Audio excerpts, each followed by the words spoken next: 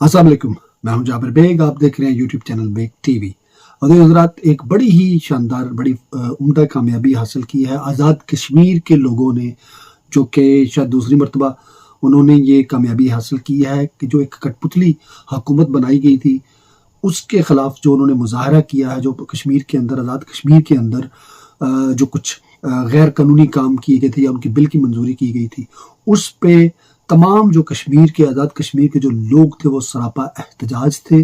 और इतना ज़बरदस्त और मुत्तहिद किस्म का, ऑर्गेनाइज किस्म का उन्होंने एहतजाज किया कि बिलाहर वहाँ की जो एक कठपुतली हुकूमत है उसने, और जो उनके पीछे जो खुफिया हाथ थे, उन्होंने अपने घुटने टेक दिए हैं।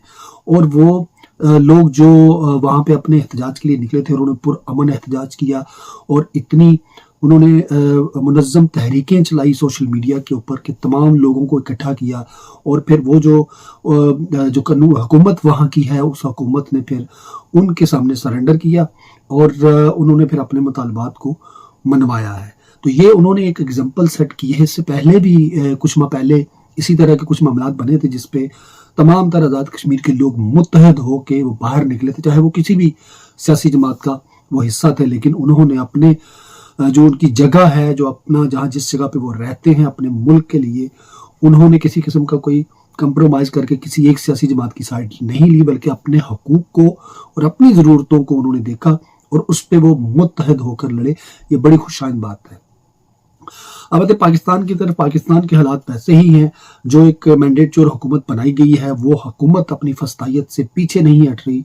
जो इस्लामाबाद के अंदर कत्ल गारतगरी हुई है, उस हवाले से वो खौफजदा ज़रूर हैं, लेकिन वो मज़ीद हमाकतें कर रहे हैं कि अभी जितने भी सोशल मीडिया एक्टिविस्ट हैं, जितने भी जर्नलिस्ट हैं, यूट्यूबर्स हैं, उनके खिलाफ नए नए बिल, कवानीन मंजूर करवाए जा रहे हैं।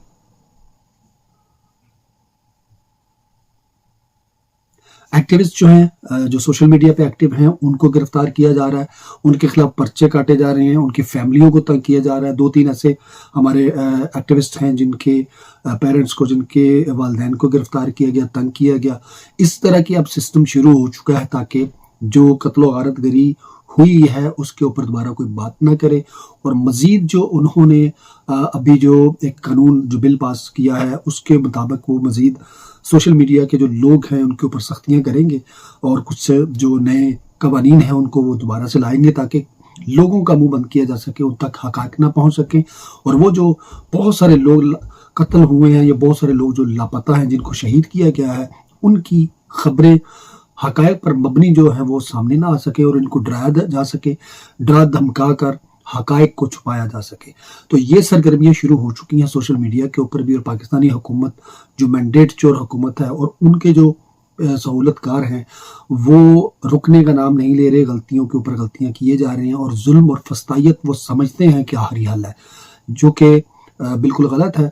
अभी इमरान खान साहब जो हैं, उन्होंने जो परसों एक ऐलान किया था कि वो पाकिस्तान के अंदर एक नई तहरीक शुरू करने वाले हैं। वो तहरीक जो है वो इनके गले की हड्डी बन गई है। और उन्होंने जब खुले अल्फाज में कहा था कि 12 दिसंबर तक की लास्ट डेट है, उससे पहले मुज़ाकरात अगर होते हैं, हमारी शराइत मान ली जाती हैं, तो फिर हम इससे पीछे हट जाएंगे। अदरवाइज़ ये जो एक तहरीक शुरू होने जा रही है सिविल डिसओबीडियंस की, सिविल नाफरमानी की तहरीक, वो फिर जोर पकड़ेगी और फिर पाकिस्तान को मज़ीद नुकसान उठाना पड़ेगा, जो कि किसी भी सूरत किसी के भी हक में नहीं है। तो ये अब तक की डेवलपमेंट्स हैं। आने वाले दिनों में मज़ीद क्या होने जा रहा है ये देखेंगे, लेकिन हुकूमत का या उनके जो सहूलतकार हैं उनका भी फ़िलहाल दूर तक भी ये असरात नज़र नहीं आ रहे कि वो इमरान खान साहब को छोड़ेंगे या उनके मुकदमात को ख़त्म होने देंगे। वो चाहते ये हैं कि अगर इस हुकूमत में बैठे वज़ीर आज़म से जान छूटती है तो फिर एक नया डमी वज़ीर आज़म उन्होंने ऑलरेडी उसको तैयार करना शुरू कर दिया है, शेरवानियाँ बन रही हैं।